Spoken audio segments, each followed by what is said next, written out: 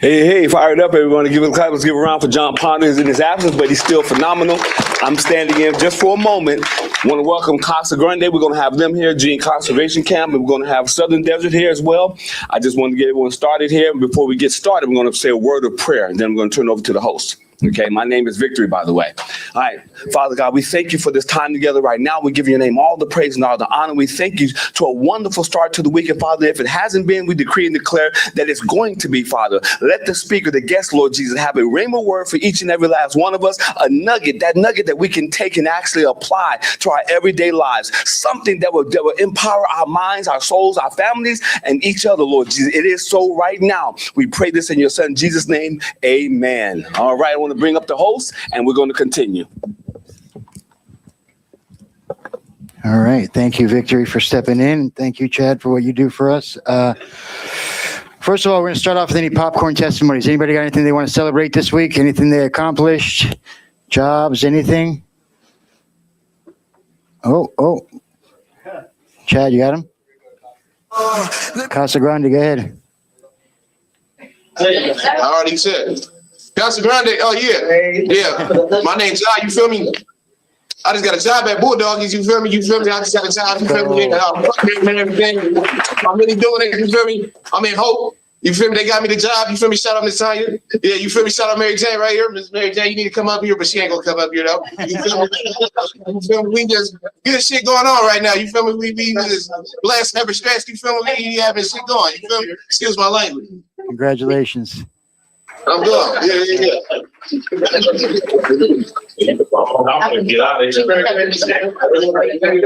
Hi, my name is Mel, and my nugget that I'm dropping today is my best friend Jessica right here. It's gonna be her last time doing her Huddle. She gets out next week, but she's gone through so much here, and she's persevered and never gave up on herself, and went through struggles. And I'm so very proud of you. I'm gonna miss you, and I wish you nothing but the best out there. And I love you, Mom. All right. You know me, man. Rob Dell still, man. I go home on Thursday. I did the welding program too, thanks to Hope. And I'm still good, you feel me? Thursday, I'm out of here.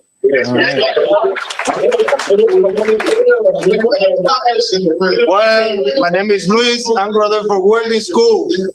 That's right. All right. Congratulations. Is that it, Chad? All right. Anybody in here? Anybody change your mind? Anything you want to celebrate? Any accomplishments this week? Let's go. Come on. There you go. It only takes one. Let's go. Tell me your name. Tell me what you got going on. How you doing? My name is Raymar. From work at AMC. They just upgraded me to manager. Only been there for a month and a half. So yeah, just probably All right. Anybody else want to share something with us? No, we got a quiet group tonight. All right, guys, we're going to get to it. I have the pleasure of working with this woman and being a part of her journey from day one. I'm going to read her bio, which is way too long, but Miss Danica Martinez is a powerful voice for change, shaped by struggle and fueled by hope. Born in California, now rooted in Nevada for the past 24 years, including 7 years of homelessness. 4 of those years, she lived in the tunnels, escaping trafficking and domestic violence, while suffering from substance use disorder, PTSD, and trauma. Her turning point came when the Shine a Light Foundation found her, believed in her, and offered her a path forward through their supportive program, providing her support, care, and a newfound family connection.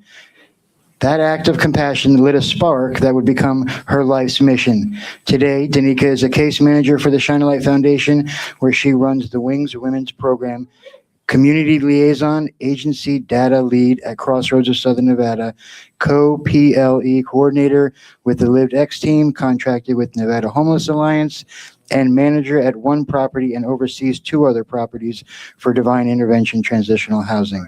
She sits on the Southern Nevada Homeless Alliance Homeless Consortium of Care Board, the SNV HMIS Steering Committee, and the Co-Nevada State Coordinator for Capitol Hill, lending her voice to system-level change. Danica defines her mission as giving a voice to the voiceless, restoring dignity, and empowering others to reclaim their lives through empathy, compassion, and holistic care. So at this time, put your hands together for Danica Martinez.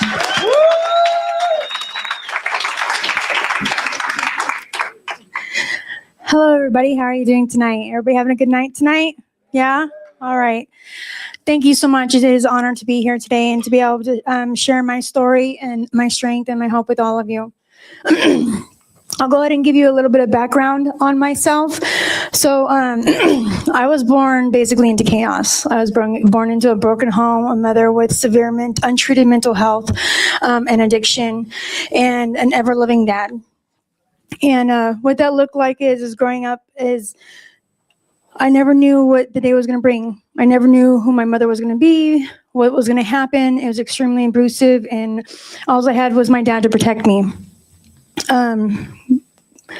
Growing up through that, sorry guys, I'm a little nervous, but growing up through that, my mother eventually, her mental health, I had to watch her beat herself with cabinets, putting things in socks and beating herself with it, and then calling the police and blaming it on my dad. My dad was a San Bernardino County Sheriff's deputy, so that didn't work out too well for him, and it ended up costing him his job. The force told him that he either had to divorce her or he had to leave the force, and that's what he did. He chose my mother because he loved her and he knew she was sick. My mother's addiction to cocaine and alcohol grew to the point where it led to sexual abuse by a family member that she approved of because of her addiction. And then from there, she ended up leaving my dad and us for another woman. The other woman was actually really cruel to me and my sister. Another woman told my mother it had to be her or us, and so she left us, like literally in a house by ourselves as they moved to another country. They moved to Denmark. I called my dad, and he came and got us, and from there, I honestly, I was just happy. I was just happy to be with my dad. My little sister didn't understand what was going on, and that's what really broke me at that time. My dad was, he lost his career, he lost his family, he lost his life, so he wasn't in a good place when we went with him. And so when we went with my dad, we were living in homelessness. We jumped from people's houses, couches, garages, cars, driveways, wherever we could just find a place to sleep. That's where we stayed.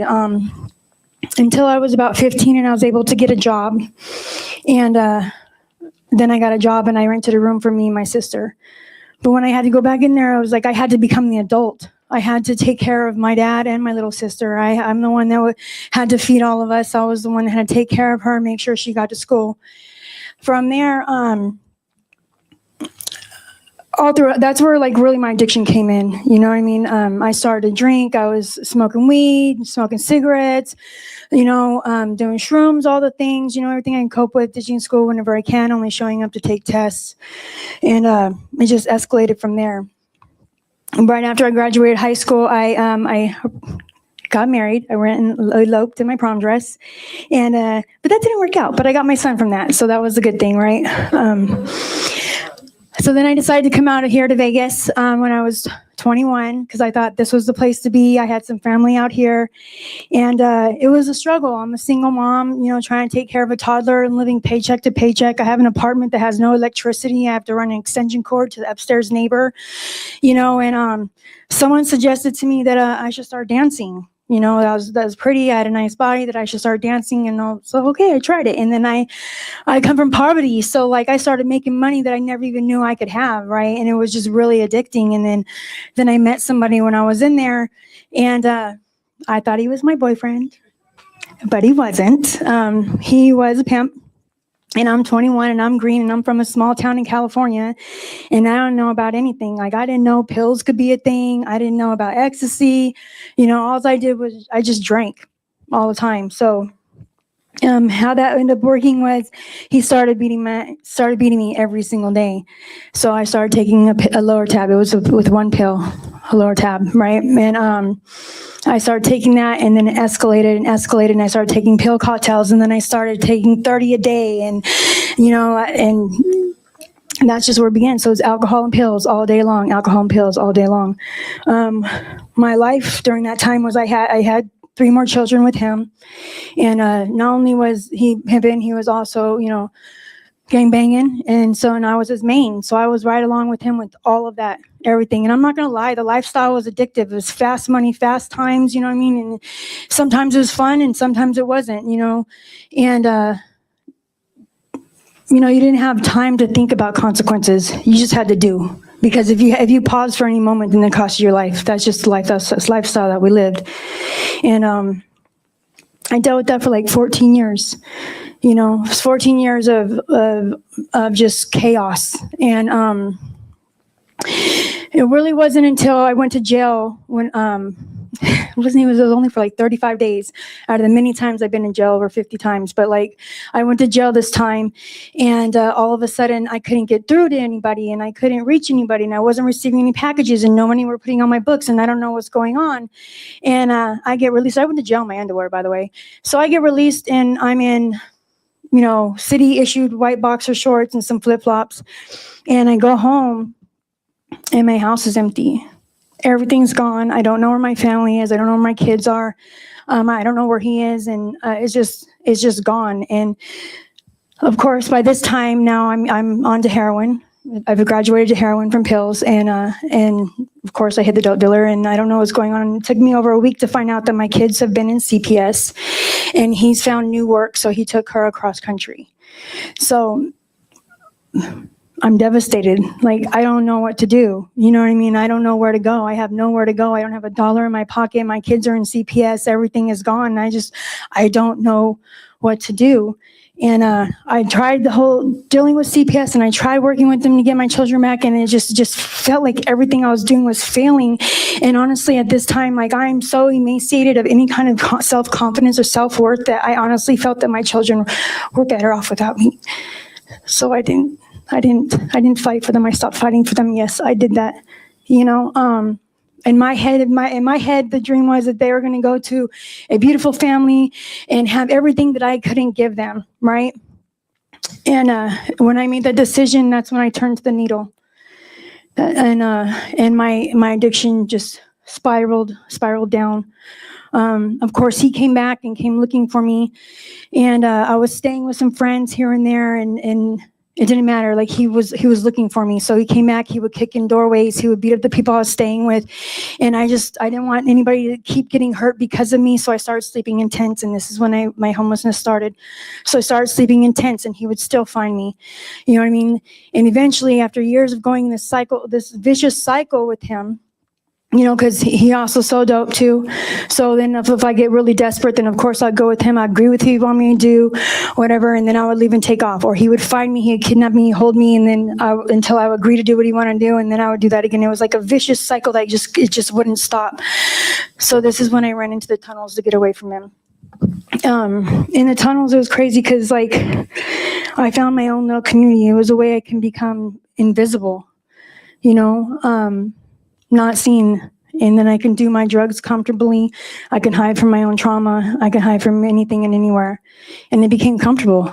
I had to learn how to survive, and I had to just adapt, right? And this became my new normal. And to be honest with you, in my head, this is what I deserved. There wasn't a day that went by that I didn't think about my children. Every night, or not every night, when I did sleep.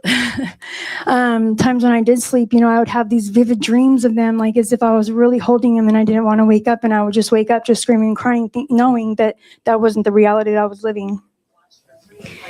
So of course I'm going in and out of jail. I eventually get into some real trouble. And I was put on probation, and when I was released, I was living in Freest Park at this time. And I don't know how to get clean. I don't know how to get help. I don't know where to go. Like, I don't know anybody sober. But I just know I didn't want to do it anymore, And at this time, I called my mom and dad. My mom did come back into my life, just so you guys know. She got help and, got medicated and addressed her addiction. So she came back in my life. But I call my mom and dad, and I tell them, I said, I'm just going to go violate myself or get violated somehow and just go to prison, because, this is the only way I know. I don't know any other way to go. Like, in my head, if you just threw me in a cage and locked me up for a little while, then I was going to be okay. When I came out, everything was going to be all better. I was brand new.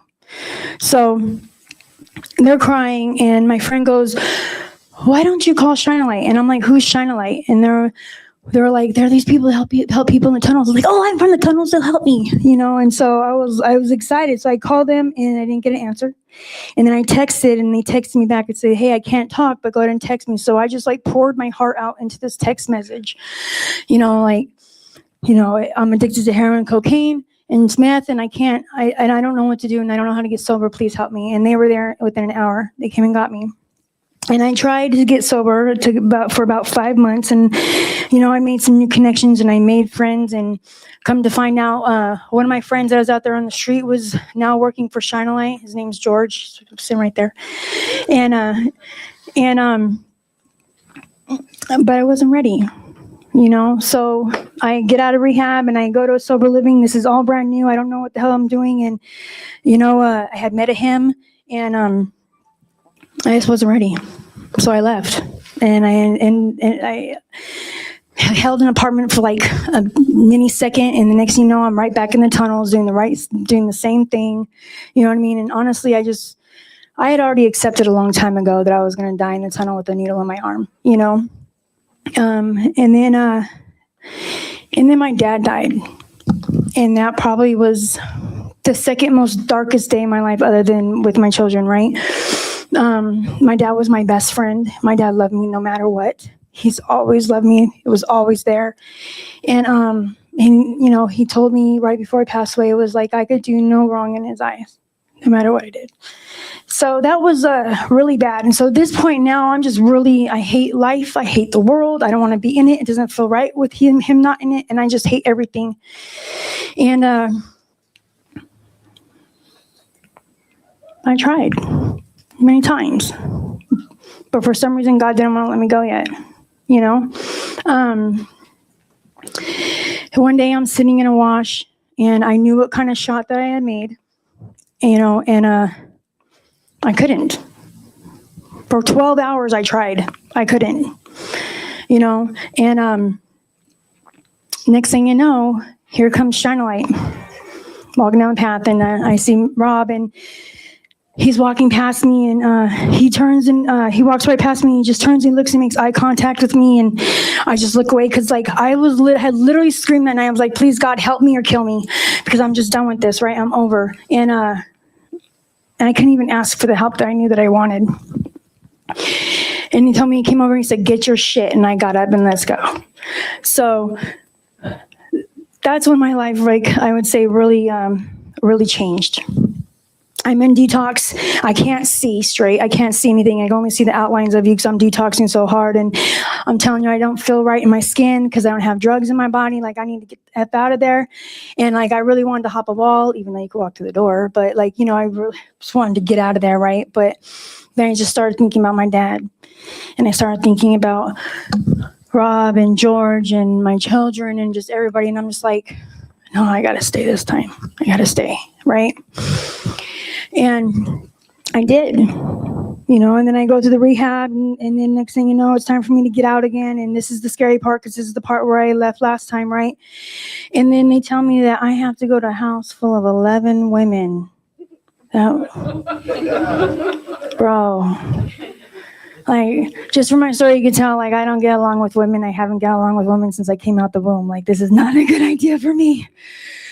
So I'm trying to fight against it. They're not having it. They're like, this is where you're going. I'm like, okay. So I end up going to the Davis Recovery House. And I'm telling you, I go in there and I'm a toxic ass person, bro.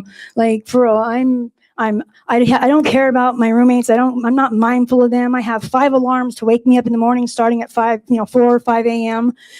They're getting pilled. Can you turn it off? No, I can't. Like, just don't care. Walking through the house, fighting on my phone with my guy at the time, like just no, nothing. No, I don't care about nobody.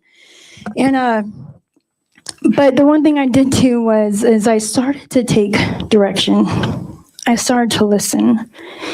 And I'll tell you that day in detox when I really wanted to jump over the wall, I sat there and I thought like, I don't even want to think anymore. I don't even want to think because where has it gotten me? So this is when I really just decided to surrender. I'm like, surrender, just tell me what to do. just tell me what to do. So I started to take direction and I started to listen. And one thing the people that I was surrounded by was what they were really, really doing was they were doing service work. So that's what I did, day in, day out, all the time. I was never in the house because I was out following them, following people that had come before me, that had been through the same thing that I've been through, and now we're doing these great things and their lives have completely changed. Like to see my friend George, like, oh my God, like we were in the tunnels shooting dope together, out doing crimes together, you know what I mean? And then now he's here like doing these great things. Like something must be right. Something must be happening. So like, I'm just going to just follow them. And I did everything I could, you know, and then doors started opening for me. It was just really crazy. George connects me with Nevada Homeless Alliance, you know what I mean? And then there is where like personal and professional growth. I got to meet Dr. Katrina Grigsby Thetford, who has been an amazing impact on my life. I'll tell you, the three top people in my life are George Petty, Rob Banghart, and Katrina Harris. I'm sorry, Dr. Katrina Grigsby. Because they surround me with love, no judgment, and were just there to mentor me. And the one thing that made the difference was I was ready to listen. I was ready to change my life. You know, there's a saying that I really like. It's actually my favorite saying, and it's by William James. And he said, the greatest discovery of any generation is that a human being can alter their life by altering their attitude. You know, and I've heard that before, but I really understood it now. You know, it's all about my perception, the way I looked at things. It's like being surrounded by these amazing people, I'm able to see that if something doesn't happen the way I want it to, that's okay.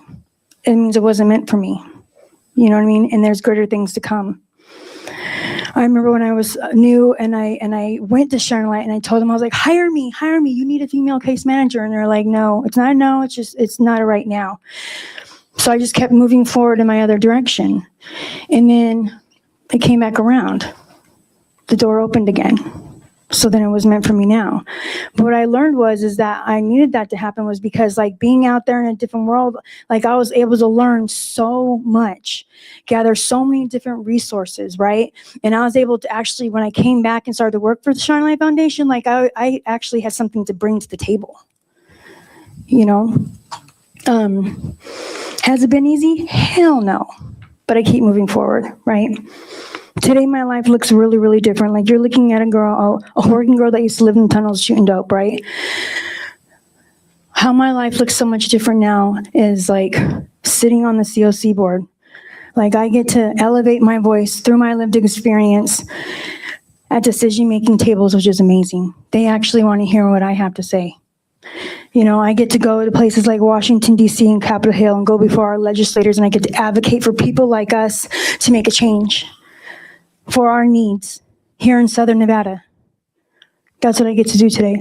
I run a women's program where I get to work with women just like me, that were lost, that were broken, that don't have anybody. I get to be that for them, you know, and I get to show them that they can do something with their lives, that they can be somebody, that they can go somewhere. And I can do that through love and through empathy and compassion. And I get to walk them through those dark moments when we're telling ourselves in our heads, I'm not shit, I'm not enough. Because we do that, you know? And I get to be there for them for that. And that's beautiful, you know? I never in my life thought that I would be in the rooms with some of the people that I'm in the rooms with today. And, but I will tell you about one of my greatest accomplishments, right? My greatest accomplishment is that, I'm getting emotional, y'all, sorry. But my greatest accomplishment is that I have my children back in my life, you know?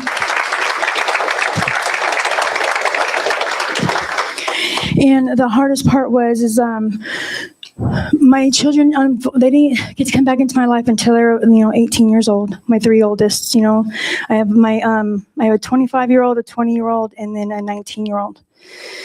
And then my youngest baby, She's now 13, but actually it's almost exactly a year ago today.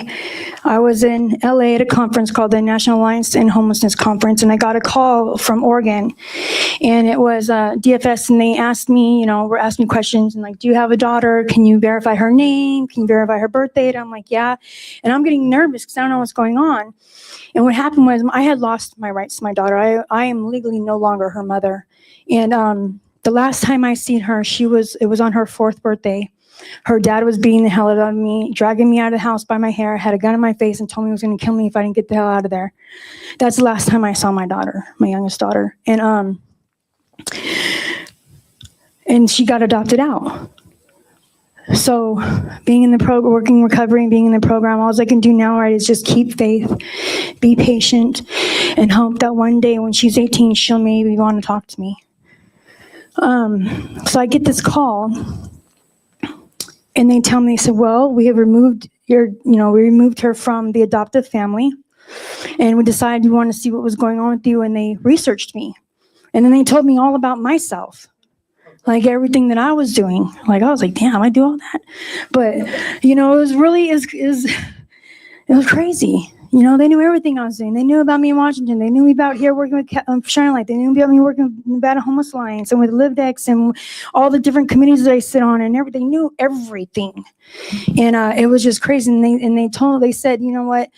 In all of their careers, they have never been able to call a mother who had pulled herself up out of the dark and changed her life around. And they wanted to know if I wanted to talk to my daughter. And so I'm like, yes, of course I do. Of course I do, And they're like, you never expected this phone call. And I was like, no. And so over the course of the year, it started out slow. We had phone calls and video calls, and then she got to come out and visit. And, and then they said that Oregon State granted me the rights to adopt my daughter back. But I had to do an interstate compact because I lived out here in Nevada, and she was born in Nevada, but she was adopted in Oregon, and Nevada had to agree to it, and they didn't. They denied me because of my record. So, that's okay. She's still in my life, right? I still got to talk to her, and that's all that mattered. But I get to share with y'all today is that today, just a couple hours ago, I got the call. My mom had stepped in, and she went to go stay with my mom. And we got the call today that my daughter is now officially my mother's daughter. She got to adopt her. So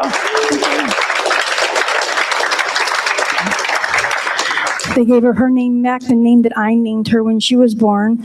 And then now my mother's going to give me guardianship. So I get her in August. So that is my biggest accomplishment ever. So it's crazy when I can stand here and that was the dream that I wanted to have all my children back in my life, right? And I have that, and it's like, okay, I achieved that. Where do I go from here? Just keep rising. That's all I can do is just keep rising, keep moving forward, keep learning, right? Keep surrounding myself with people that are going to feed into me where I can learn from and can grow from. That's what I'm doing now. Like, I have dreams that I never even could have fathomed ever before. You know what I mean? Because I have a higher power. I have a God in my life that is so powerful, that is so great, that shares his power with me today, and it's truly amazing and it's beautiful. If I were to ever tell anybody anything, is please find a higher power, something that's greater than you, and create a relationship with it, because that's where the real change began for me. I came in here so separated, not believing anything. I told you I was angry. I hated everything and everybody, right? It's not like that today. I have a very, very big God in my life, because like blessings on blessings on blessings, and they just keep on stacking. Because I kept doing the next right thing. I kept moving forward. I surrounded myself with people that were doing things, that were doing good things in the community. They taught me how to help the next person, because when I was doing service work, to be honest with you, it was selfish. I only was helping people because that's what they were doing, and I didn't want to be in my head. I did not want to be in here. I didn't want to be around me. So that's why I was doing all the service work that I was, because they were doing it and I didn't want to face myself. But then what happened was, it's like started to feel good. It started to feel good to help somebody. You know what I mean? Even if it was just giving them a bottle of water, watching them be so thankful for that. And I remember being there in that moment myself, right? Helping them in the program, helping them get out of homelessness, helping them get into a detox, helping them watch as they grow. I'm telling you, there's nothing more beautiful than to watch the light come on in somebody's eyes and watch them gain, healthy weight, watch the color back in their skin, watch them start to smile a little bit more each time you see them. Like, that is so beautiful. There's nothing like that. I'm telling you, at one point, it was a friend of mine, his name is Brent. He had told me, I asked him, I was like, how did you get to where you are today? He said, I prayed and asked to be put in a position to help people. And I said, I'm stealing your prayer. I'm going to do that. And I did. I prayed all the time for that. And that's what happened. Today, my dreams they don't look so far away. Like, I know that I'm going to attain anything and everything I dream of, because I know I'm surrounded by the right people, and I just keep moving forward. So whatever you do, just keep doing the right next thing. And there's going to be bumps in the roads. Hell yeah, there's going to be bumps in the roads. You're going to hit some boulders, but that means that you're on the right road. That means something is knowing you're on the right road, and they're just going to try to, they're going to have to. They have to, right? But what you do is you find your way around it, over it, through it, whatever you have to do, but you'll make it through. Just keep moving forward. That's all I have. Thank you. All right. So you guys know how we do it. Was there anything that touched you? Any nuggets? Anything that inspired you? Hit your soul? Any questions? We're going to keep Danica up here and grill her for the next half hour. I was late. I'm sorry. I missed a good portion of what you were talking about. But for what I made it for, I was touched. What's your name? Danica. Danica. I'm AJ. Short for Arsenio Junior, but not a lot of people can say that. So call me Jay. I'm worth one letter. During your whole testimony, I'll call it that because that's what it is, I felt 7 things. I felt seen, heard, felt valued, wanted, understood. What was the last one? I wrote it down just in case I forgot. Oh, the last one, known.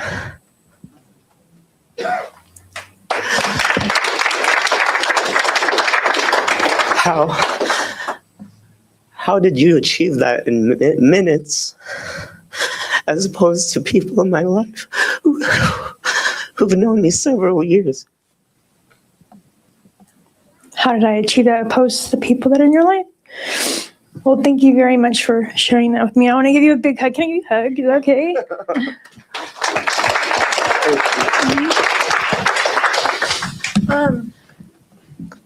Honestly, I did it task by task.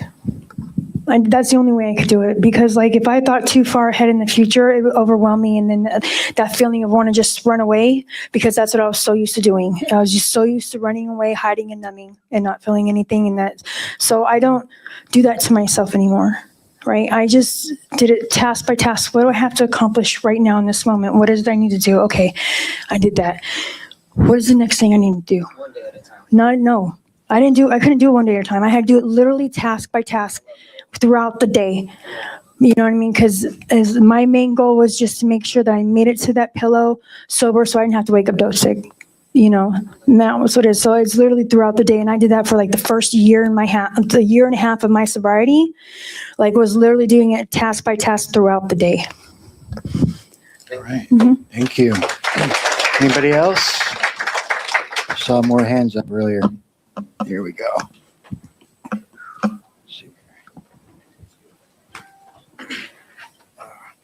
Hey, how you doing? My name Keon. I was late as well. My apologies. But you said something I think more people need to pay attention to. You said when your perspective changed. Mm-hmm. So people say all the time, every time you read the Bible, you interpret something different. And that's because of our perspective change. When our perspectives change, we look at life differently. And I just want to commend you for that and just say thank you. Thank you. I think a lot of times what happens for all of us, right, whatever we're going through, is like we don't even realize our perspective sometimes, right? It's just what we know. You know what I mean? Unfortunately, for a lot of us, we have to get into a certain amount of pain, whatever that looks like, to be willing to make a change, right? And when we do that, to your point, right, I've got to surround myself with the people that I believe are doing this thing, right? Whatever that is. If I want to be the best welder, I'm going to go find the best welder. If I want to be the best pastor, I'm going to go find the best pastor, right? Whatever it is, I have to find those people and follow them and be willing to do what they're doing. And that's really uncomfortable for me, right? I don't want to do that stuff. I have ideas, I have thoughts, right? I have all these things blocking me from taking those actions. I think I know, but everything I think I know is why I'm here to begin with, right? And now in retrospect, it's easy for me to look back at our lives and say, that was all nonsense, right? It was all chaos. But when you're in it, it's what you know. It's all we know.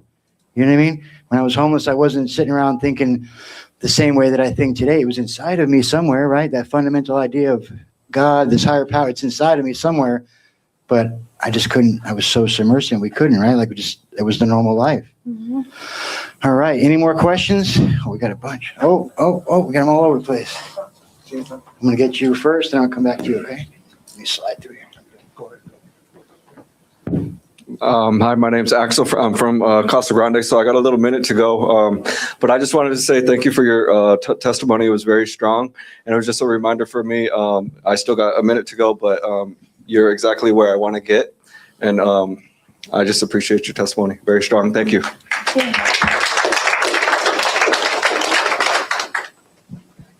Stand up. Hey, Danica. Hey. I've known you for going on 3 years now. And I remember when I was at Shine a Light and I was doing something there, and I remember you asked me a question. You said, hey, I said, what? You said, you ever been homeless before? And for a split second, I didn't want to answer that question. I didn't want to say yes because I've always been ashamed of being homeless. I was one of those people that thought if I lived in my car, I wasn't really homeless. If I stayed in a storage unit, I wasn't really homeless, but the honesty prevailed, and I was like, yeah. You're like, for more than 3 years? I said, yeah. And then I was able to work alongside you this past year, and I've learned a lot from you. And it just goes to show that even as close as we are getting to work with each other this past year, I didn't know all that about you. I didn't know your whole story. I've spent over 18 years of my adult life incarcerated.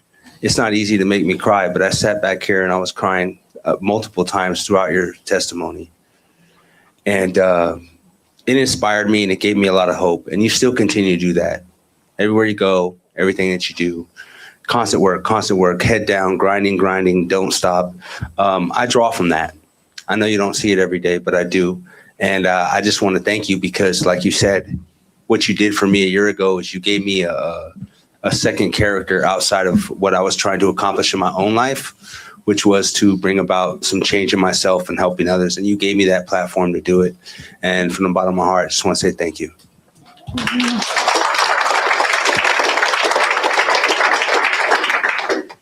Chad, we got somebody. All right, Gene, let's go. Say your name. Yeah. I'm Mercedes. How you doing? I just wanted to say thank you for sharing your story with us. Most of the girls can relate to what you were saying in your stories. I just want to know, where did you find that? Did you think that you broke that generation curse, that cycle, like for your kids? Like you say your mom went through it, you went through it. Do you think that you have enough strength to break it for your kids and not to go through that? That's a great question. So to be honest, like I felt like I fell into, I love that question. I felt like I fell into that generational curse because my mom left us when we were young, and then that happened with my children when they were young. But like today though, because I work a program of recovery, right? Because I have worked a 12-step program, I am able to look at myself. I'm able to take my daily inventory, right? And I am able to admit when I am wrong. So these things, I get to apply these principles in my life, everywhere in my life, especially when it comes to my children. You'd be surprised how much it helps, because it's different. Like now that I have my children back in my lives and we have hard days, right? Like I don't have to react the way I would have years ago, which would have always been violent. You know what I mean? Now today I'm able to react where I'm able to pause, breathe, talk with them, talk it out. It's different. And I think that now, because of the woman that I have become, because of the fact that I love myself today, I'm able to show them that now, and I see the difference in my daughters. You know, so I do believe that yes, it can break the generational curse moving forward. Absolutely.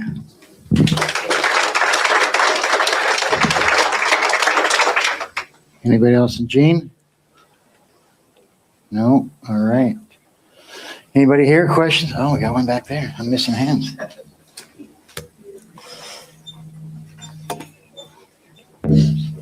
Hi, my name is Bella. Bella. I just had a few questions about, you say you got your older kids back in your life now. How have they expressed how they feel about that time they spent in the system? Very loud. Very loud. Yeah. But I'm able to give them that space. You know what I mean? When they came back into my life, I already knew they're coming back with trauma from them having to go through things they went through when they're in the system, the trauma that they went through with me and their dad, you know, because it wasn't a lifestyle that children should have been a part of.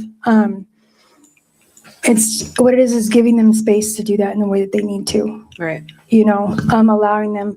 We've had that. We've had those confrontations where they're screaming and they're yelling and they're telling me what they went through. They're telling me how they felt. They're telling me the pain that I caused them, what they went through.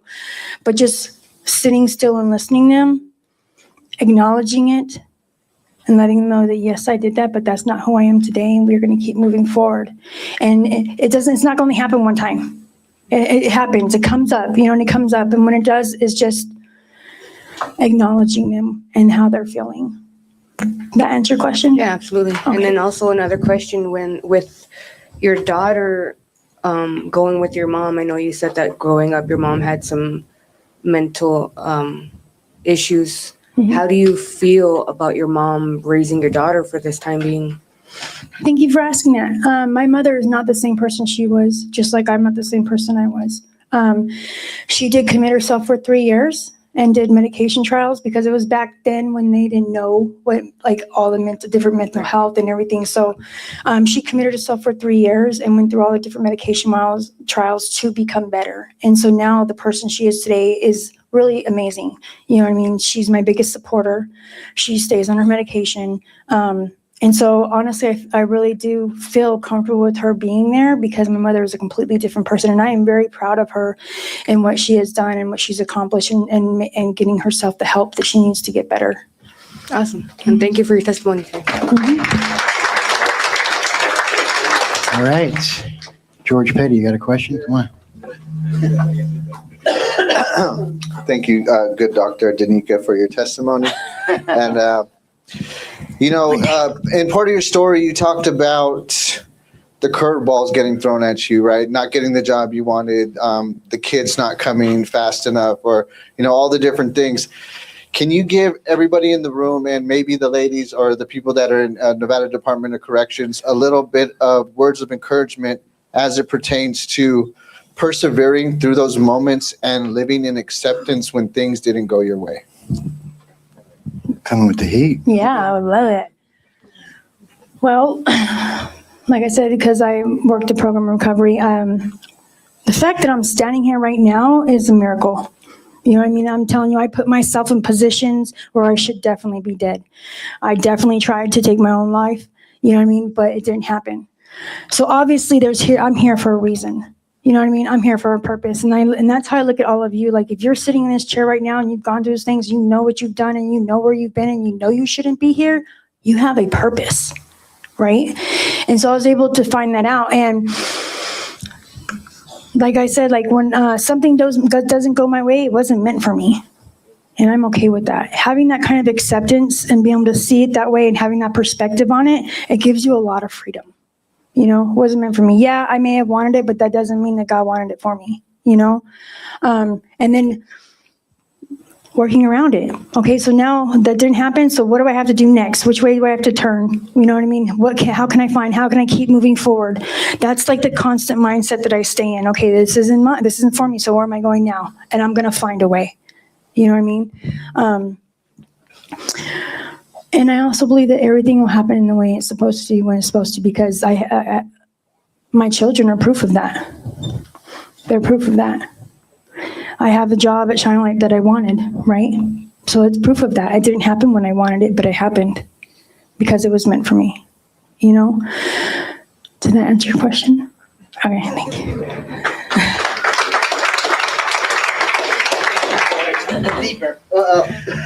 Okay, so I'm gonna go a little deeper. So I'm Katrina. Good doctor. Good doctor. Yeah. Whatever. So hey, I'm an alumni of Gene Camp. Yay. Anyway, so just thinking about what George said, like you said, somebody's waving. Hey, huh? Maybe okay. So it's like you say, you know, this too shall pass. You know, it turns out better later, but in the moment when something is happening, right? Mm-hmm. Like, how do you process that? Like, do you have a support system that you talk to? Because like in hindsight, I didn't like the thing.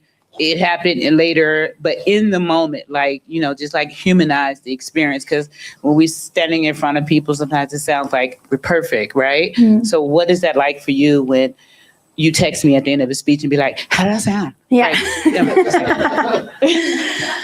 I do. So, yes, I do. I have a very strong support system, like people that I can text and ask for feedback on what it is so that I can improve, right? In those moments, yes, I panic. You know, in those moments, I'm filled from anxiety from head to toe and I can't even breathe, right? Like I do. I absolutely go through those things, but in those moments, after I kind of like go through that, I pause. I do. I pause. And I just take a moment and I'm just like, okay, that just happened. Let's keep on going, you know? I'm also one of those hard-headed people where I got to do the same wrong thing over and over a couple times. Anybody else like that? Like, yeah, okay. I'm not alone. No, but it's different today because I have, like I said, I have amazing people that I'm surrounded by that I get to ask for their advice, and then I listen. Like I said, it really is just about taking that moment just to stop, pause, listen, reach out to the people that you're surrounded by. You'd be surprised. It's so easy to think that we're alone out here because we automatically go to that. And I'll be completely honest. God willing, I'll have 4 years at the end of this month, right? But thank you.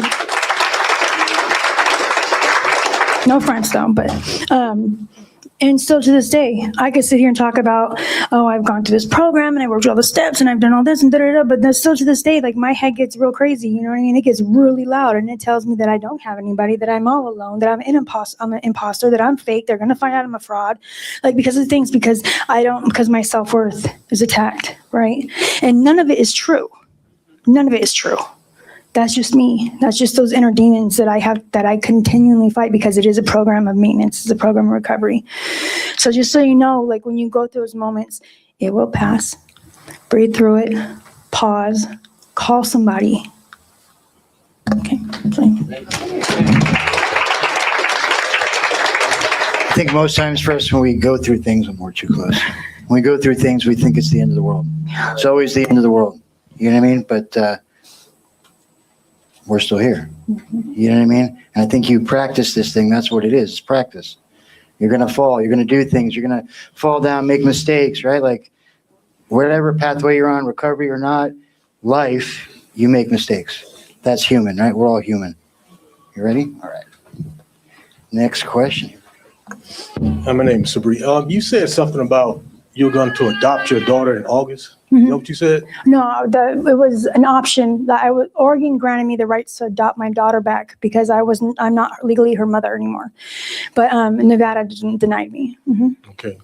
Well, that's not a light matter to me. I think they need to give you your daughter back. Well, thank you. Because it sounds to me like you've proven yourself fit. She wants to be with you, Mm-hmm. right? Mm-hmm. And you want her back.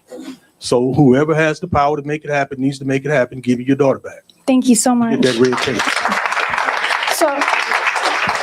The other option, we did have a backup plan, which is what the backup plan DFS came up with, was that since if I got denied by Nevada, which was a good chance, then my mother would be the one to adopt her. And then once she adopts her and they finalize the adoption, then she's able to give me guardianship of my daughter. And that's what we're doing. So that's why she's moving with me in August. Hey, I found a way. So a roadblock, right? We found a way around it, you know? So. Good evening. My name is Daniel, and I'm an alumni of Hope for Prisoners 2015. After doing 5 years in prison, I had made a decision that I was going to come to Hope for Prisoners. Well, it's been a little time went by. I stopped in here and checked to make sure I'm in the right place. But I want to share with you how much courage it takes to live and relive what we've been through, but it made you ready for what you're doing today. Mm-hmm. And I just want to encourage you to continue to share that story, because there's people here that it's mending their wounds. We need encouragement. Each and every one of us, we're not disconnected, we're connected at the root. And you must remember that God is in the picture. Absolutely. It's so fun. That reminded me, thank you, of a moment. I remember, not that it was maybe about a year ago, there was a lot changing, a lot going on, and I was in a lot of fear, right? And I'm trying to let go of that fear, and I'm trying to rely on God and have faith. And sometimes it's not too easy, right? And I'm sleeping, and I literally sat up out of my sleep, woke up, and it was like all of a sudden this word it said preparation. That's what came in my head, was the word preparation. Was that everything that I went throughout my life was preparation for me to be right here today, right? Doing the things that I'm able to do.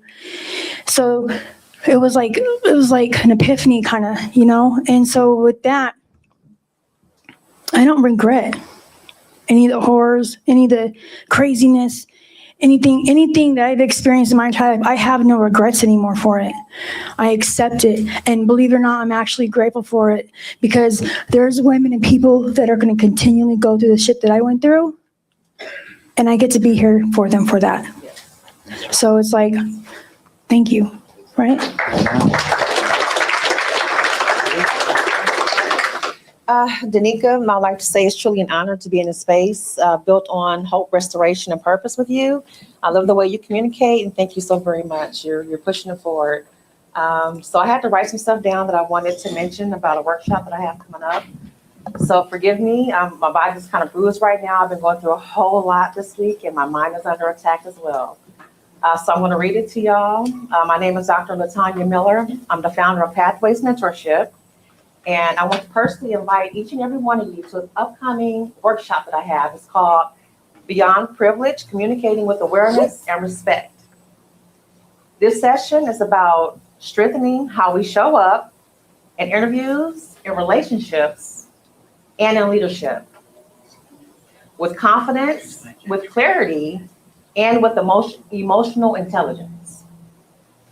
Communication can open doors. The right words delivered in the right way can shift your future.